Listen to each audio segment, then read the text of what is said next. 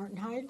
Yeah, you know, I agree with her about the lighting. This makes me look well over 40, which we know I'm not. So, my name is Martin Hyde.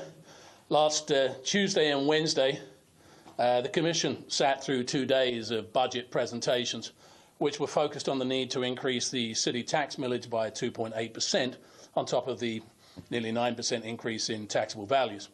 Last year, I sat in this very chamber and watched this Commission pass an over $200 million budget with precisely one change from what was presented, amounting to $50,000 on the business tax rate, which is less than 1/40th of 1% taken off the taxes at your request. Or put another way, the city manager got over 99.9% of what he asked for.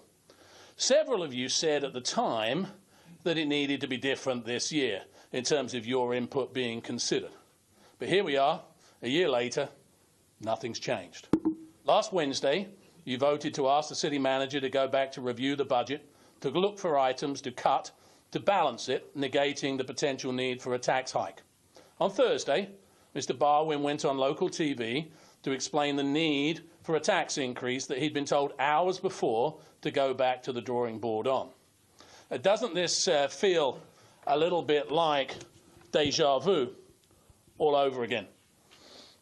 The mistaken belief that city managers are in charge of policy versus solely implementation is something of a common issue nationally, and one that has touched Mr. Barwin before.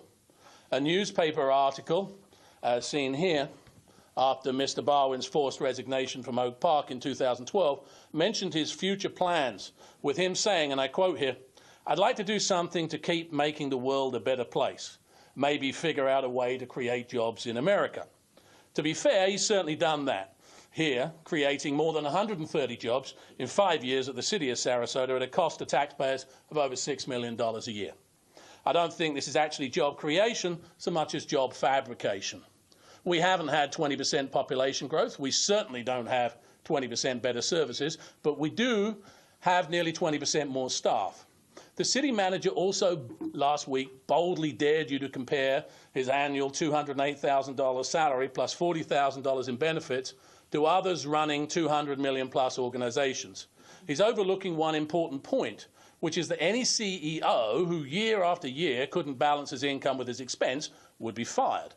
The question tonight is very simple. Who is running the city of Sarasota? If you don't mind being undermined in the media and are prepared for a second year in a row to pass 99.95% of an unbalanced budget, we'll have our answer, and you'll get yours at the next election as to how citizens feel about that. Thank you.